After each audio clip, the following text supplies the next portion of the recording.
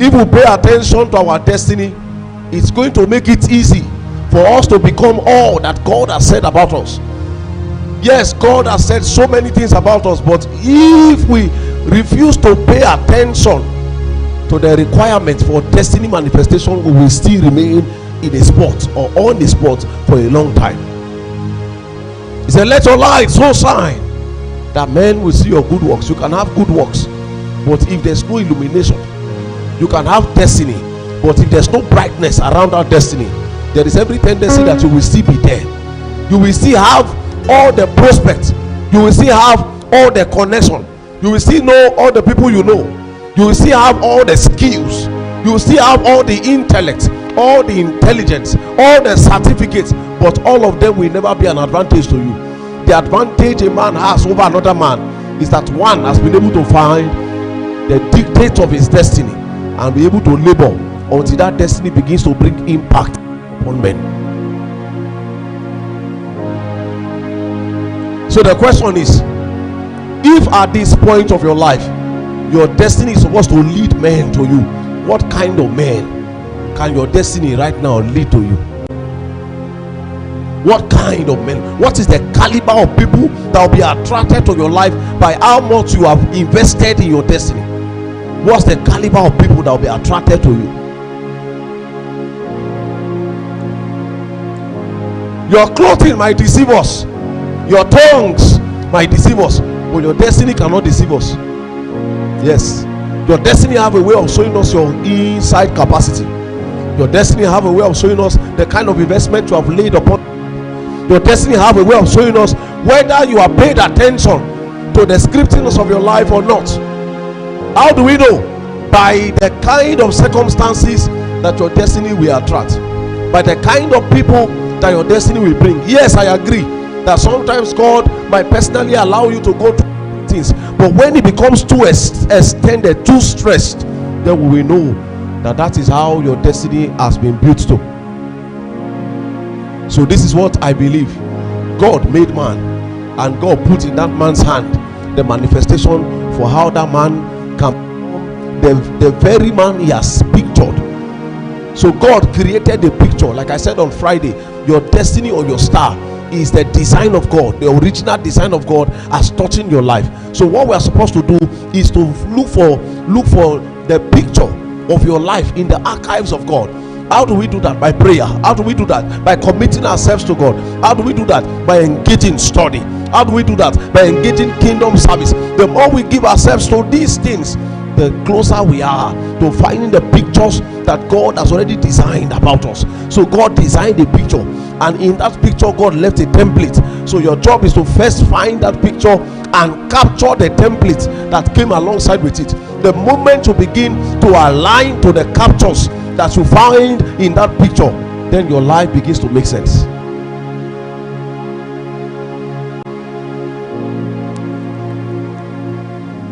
Imagine if Jesus will need to buy gold, we need to buy frankincense, we need to buy myrrh. Imagine if you will need to buy all those things at that time. There are many things you look for that God has already designated to the hands of men. But the thing is that those men can only come not because you said they should come.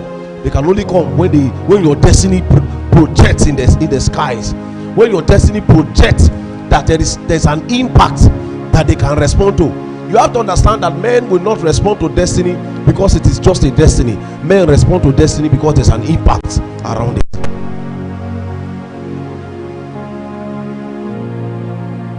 Awalamo ifunaya Jesus. Awalamo.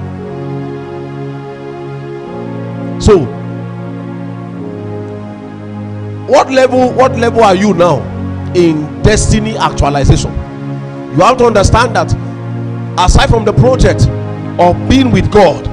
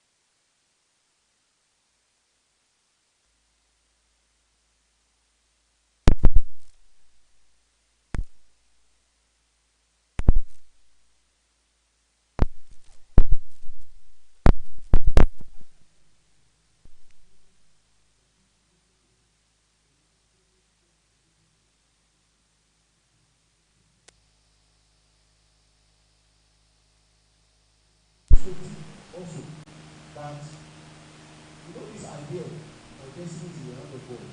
I used to think like that too. Until I read my scripture over and over. I used to think that my destiny was in the hand of God until I read the scriptures. When I read the scriptures, I discovered scriptures that told me that he has given the earth to the sons of men. Scriptures that told me that I am a God upon the earth. Scriptures that told me that God has given to man the choice of life and death, the choice of blessing and curse. And he even went on to say, choose life that ye and your seed may live. So when I read my scriptures and I discovered that what God did to man was that God gave the power of choice to man. With that, I knew that the becoming or the manifestation of your destiny is entirely tied to you.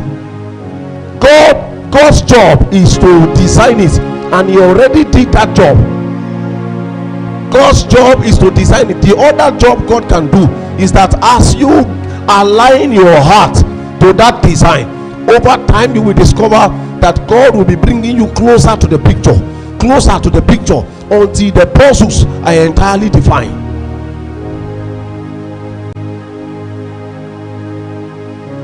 It is a man that has not found destiny that will be depending on other men. When you have not found destiny, that's why you'll be angry with people. Say they give everybody 10,000, they did not give me. You don't know your destiny.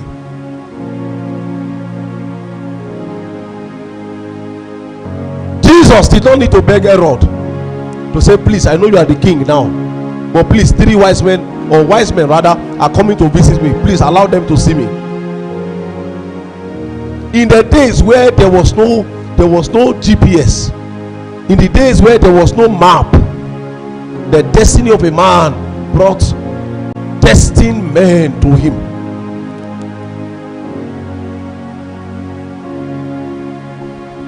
What is the weight of your destiny at this time? If we put your destiny on a scale and we weigh it, what will be the weight? What many of us do not know is that God gave to us our destiny in raw material, as a raw material in raw form. And so he gave it to you and say, this is your project. This is a project for life. And as much as you process this project, you progress in life. Your progress is entirely tied to the process of destiny that you have committed yourself to. So the more you stay away from the project of destiny, the more you are delayed in life.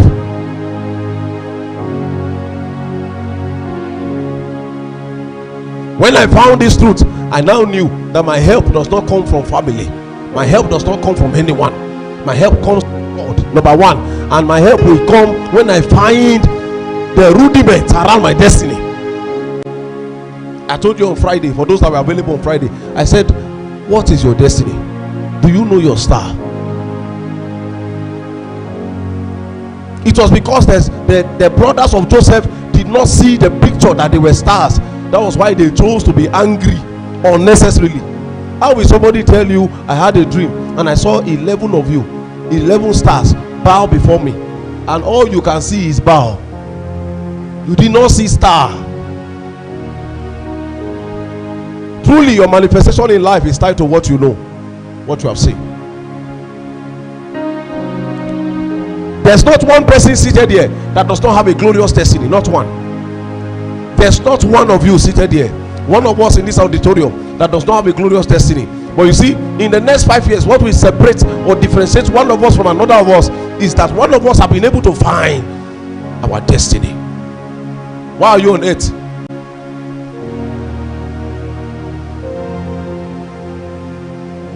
You don't have a business with life if you have not found destiny. I'm telling you, you are wasting time. You don't have a business. You are supposed to just ask the Lord to take you home. On a very sincere note, just tell the Lord, take me home. I don't know why I'm here. Take me back. Let me not waste time. Let me just go to heaven from here. Say your last prayers, and if God will honor it, you sleep, and from there you go to heaven. If you are going to remain on earth, then you have to be, the only way to be relevant is that you have found your destiny, such that your destiny will have enough capacity to bring men to you. He said the gift of a man makes way for him and brings him before great men. You will be wrong to think that gift is singing, or the gift is preaching, or the gift is an intelligence or a skill that you have. The first gift of that man is the gift of God to the man. The second gift is the gift of destiny. It is in that gift of destiny that you discover the gift of skill. It is that gift of destiny that your intellect will become it. It is that gift of destiny that your CV, what you studied in school, your career will make sense. If not, you can read all you can read in life and nothing will be projected from it.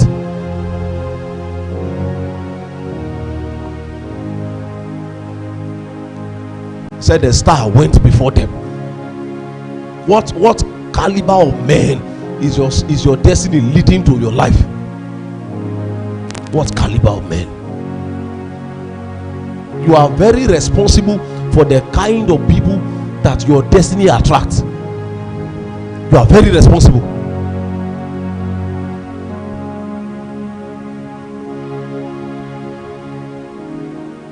It's not by saying, I know I will end up as a great man.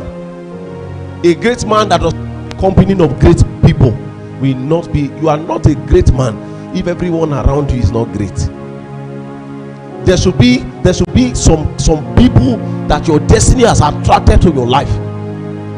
There will be some level of greatness that your destiny. They gave him gold, they gave him frankincense, they gave him myrrh. If I begin to explain to you, one of them stand for his priestly assignments, one of them stand for his Messiah, his assignment as a Messiah, then one of them stand for his kingly assignment.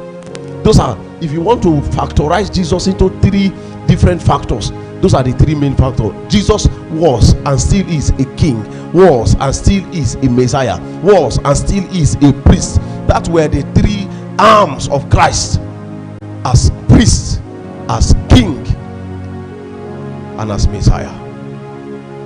Those three things they brought to him. If Jesus had not gotten those things at birth, maybe something would have gone wrong in fulfilling any of them. It was God that taught me. He said those three gifts given to him were representations of the things that he was going to fulfill.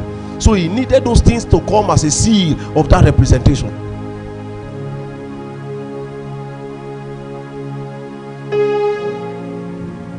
You think the gift they gave him was just one normal gift? It was a gift representing what he was going to fulfill, and his destiny connected men. It would have even been different if it was angels that went to talk to them and say, a king of the Jews has been born. But it was not angels. He said they saw the star. How bright is your destiny? How bright is your destiny? Because you can do too many things and nobody's seeing it. And you'll be wrong, because you'll be wrong if you go in and all you will do is to be angry and say, I've been walking. If nobody is seeing it, it means that there is no brightness. It means that there is no your destiny does not have a clarity. Even to you, you are not sure yet of the destiny you carry. You see people that are outside that will know what you carry.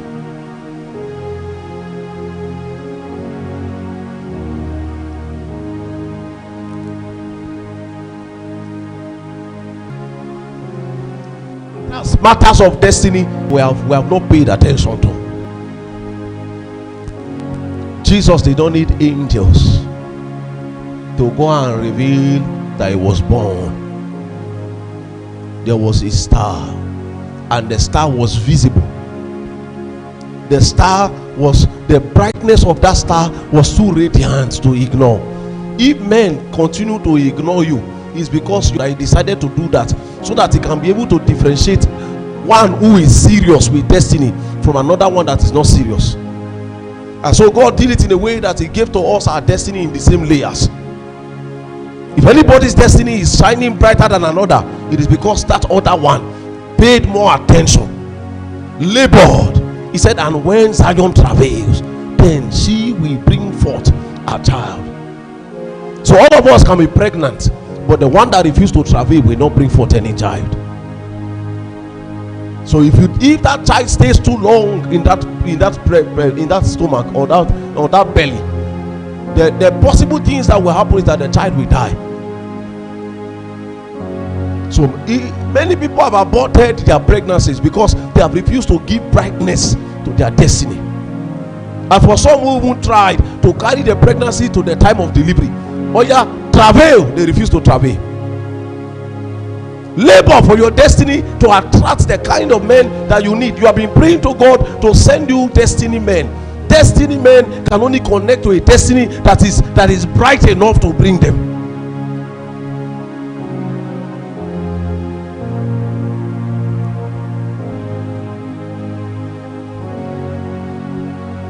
What you can offer to your generation will continue to be hidden until you pay attention to your destiny. Agaba o agaba, agaba o agaba, evenado keba. I want to repeat again. You have no business on earth if you are not ready to take upon you the assignment for destiny. You will always be angry at people. You will always depend on people. You will always the unnecessary anger. I discovered these things about my life and I said, hey Emmanuel, if you are going to be a different pastor, then you must know something differently. And one of the things I know I needed to know was that I was supposed to understand the script of my life. Jesus, as is your Lord and my Lord, said, I come in the volumes of the book as it was written of me. That means Jesus did not live outside the rudiment of his destiny. There was a circumference. His destiny was already defined. All he needed to do was to align to that definition, and that was his manifestation.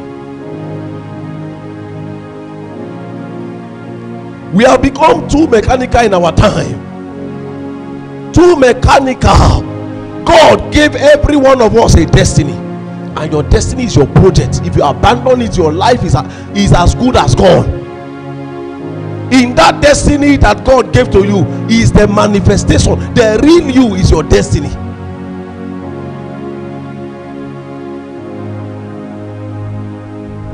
I used to be offended before. I'll come and pray for people to give me 500 naira. That was the weight of my destiny that time. It was 500 naira. That was how much I have found myself. That was how much I have gone. But when I went back to the Lord, I said, what's going on? He said, you have not discovered as much as you need to. When I began to plow, I began to give myself. Till today, I have not told anyone anywhere I minister to give me a certain amount. Never. I've never said, as I'm coming to your church, my money is 100,000. I've never said it. But I discovered that by that discovery, automatically things were changing. So I would go minister in a place. In fact, those days I won't dress more. Now I'll just say I want to be simple and just wear up and down. Those days I will wear tie. But after everything, they say, thank you, man of God, for coming. 1,000 naira. They will be so blessed. I had so much to give. You will know that God used a man. I will sit down with someone, tell them everything about them from when they were born till that day, and all that they can see in me is 500 naira. It became so, it was like a season in my life. Even people that are coming to meet me for the first time, yes, they will give me 500. Even those that I know had millions, yes, they will give is 500. Initially I was offended. You know, there was a time in my life I said, anybody inviting me outside Lagos, I cannot pay my flight. I'm not going. I made up my mind. I said, my anointing is greater than that. How will I be this? I'll be struggling inside vehicle. Sometimes when I travel, I'm like crayfish inside the bus. Then in the place of prayer, the Lord said to me, he said, if you start it by yourself, you will fail. He said, but when you labor and I bring you into that capacity, he said, men will take up that responsibility. And truly that was what it became. So what I needed to do was to increase in the brightness, labor until the brightness of my rising can now grow from just bringing mean men to bringing kings.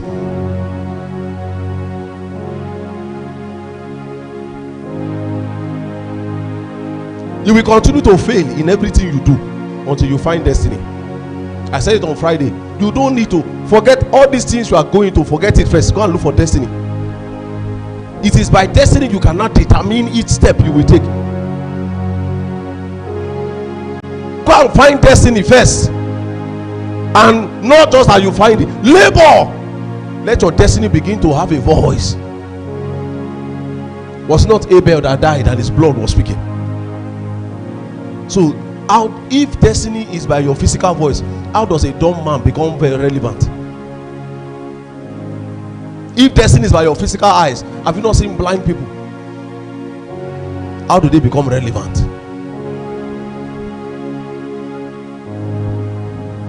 Many of us have not labored. We have become so good with complacency. We have become so used to 5,000 naira, 10,000 naira, 30,000 naira. That's what. See, if I can just see like 10,000 naira now, I'm fine. I was thinking the other day. I said, 3 projects I did this year. 3 of them, all of them in millions. 3 of them. This last one, million. And I was thinking yesterday. I said, this is just April. 3 projects in millions. Full-time pastor, no job anywhere. And I'm not manipulating anybody to give me money. If you like, give. If you like, I'm not manipulating anybody. When you find yourself and you begin to fan that flame, men will see. Have you ever anywhere seen a building on fire and the building is the one saying, I'm on fire, oh, I'm on fire, oh? Have you seen it? How did you know that the building is on fire? The flames. The flames. That's why many houses get burned and people did not know before they discover, because fire does not make noise. Fire makes news.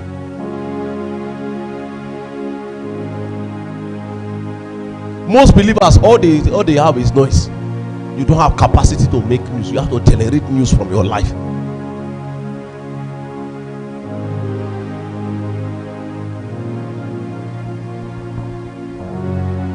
If you have not found destiny, anything you do will be a waste of time.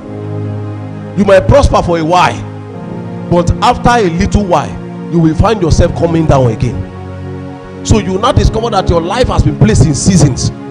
So you see a life cycle of struggle. You are free for 2 months and you say, oh, thank you, Jesus. 2 months free. But after 2 months, you are back to square one.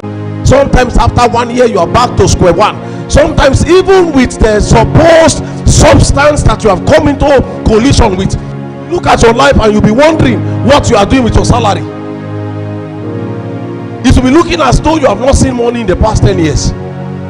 As though you did not just collect a salary, because you have not found destiny. Hey, God has already paid for your destiny, and in your destiny God has paid for your entire living. That means everything you would ever need for life has already been made available in your destiny, but you have not found it. Elijah needed to eat. All God needed to do was to tell him, go to that widow.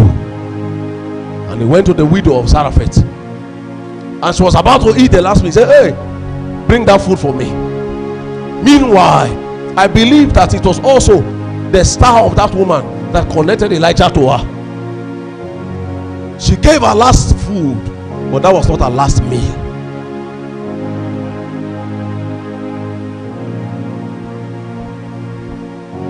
If we lock every one of you, all of us now, they lock all of us in one room. One room, they lock all of us in a room. There's AC, there is, a room self-contained. Good, comfortable room. Lock all of us there. And say, until the day a destiny man to you, that's the day you'll be released from here. How long will it take you to come out? Because what many of you don't know is that many believers are bound even if they are free. You are walking with fetters, with chains. You are in detention. You have gifts, I agree. You have something to offer. You say it all the time. I know what I do. I know what I can offer. There are things, when you discuss about the things you can do with people, they look at your life and say, wow, there's so much about you. But that so much cannot go anywhere. Even if you sit down with someone who is looking for the kind of thing that you do, if you discuss with that person and say, this is my prospect, this is my prospect, even if that person has all the millions to help you, if you have not found your destiny, there's every tendency that that person will not extend that hand of love. This is why many believers are angry unnecessarily, saying they don't want to help me, nobody want to help me. God did not structure your life for the person you are thinking to help you to help you. God will send you help, but I will tell you this, to a large extent, help is tied to how much you have found yourself. Because even God will not send help to a man who has not found himself. He will waste substance. God does not give temporal things. God will not bless you when he knows that you will squander it. And some of you seated there, you might not deliberately squander it, but because you don't have weight, your destiny has no weight, the pressure of life will choke the substance, so that in 1 year, even if you were given 5 million, in 1 year you can't find 5 million again.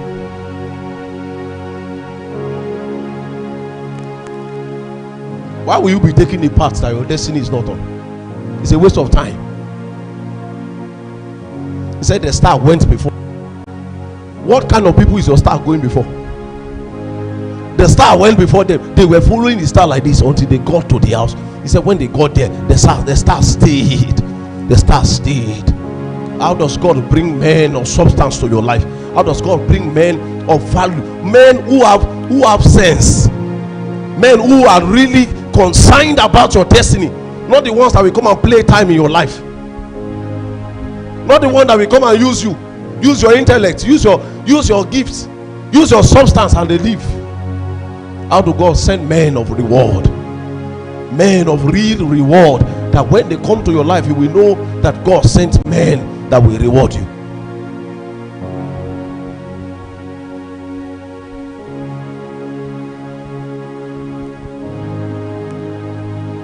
If you are not ready for the labor or for the labor of destiny, just put it in your head that you are not on earth.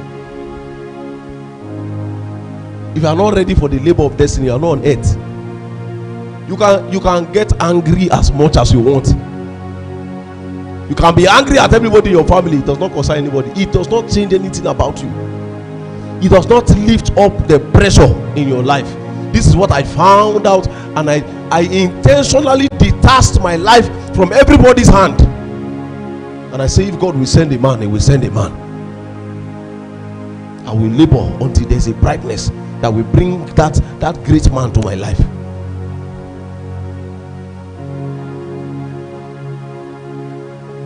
Destiny help us everywhere. In those days, those months where they said there's scarcity of money, was when we were buying new things in church.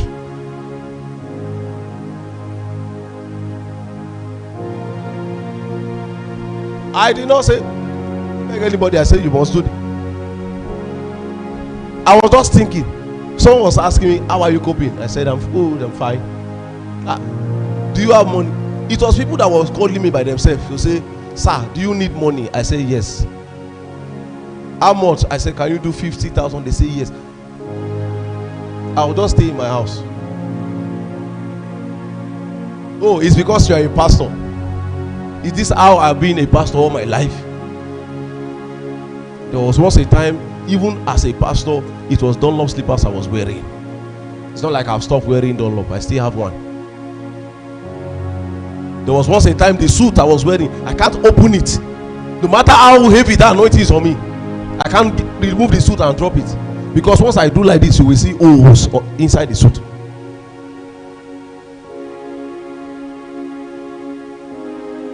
I once used to be angry. Can't people in ministry do this? Can't they do this? I now found out that the destiny would have to shine. And when that destiny shine, it has to even shine beyond the four walls of this church. It has to shine out of Nigeria. And that's what is happening right now. So I can just minister to somebody in South Africa and they'll say, sir, bless your life. I can minister to someone in Ghana and they'll say, sir, we need your account number. He's going out. Goes out to UK. That's how the destiny gets brighter rather, and shines and connects men. That's why you will keep coming to church, and I'm still doing things, and I'm not saying, please, we need 200,000. I'm still doing things because I found that my destiny must not be locked up in the four walls of HPM. I found out. I've said it, I will never be a pastor that will depend on tithe and offering to live. How will I live? Good, let the tithe come in. Glory to God. Let it expand. That's my prayer. Let God bless everyone. But my destiny must not be locked up in the four walls of HPM. My destiny, I found this early, that there's a difference between Pastor EBN and Holy Fire Presence Mission.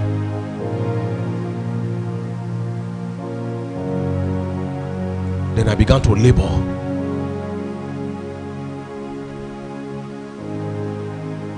Many of you have locked yourself. You have locked your destiny to the four walls of your room. All you see about yourself is that room you are staying.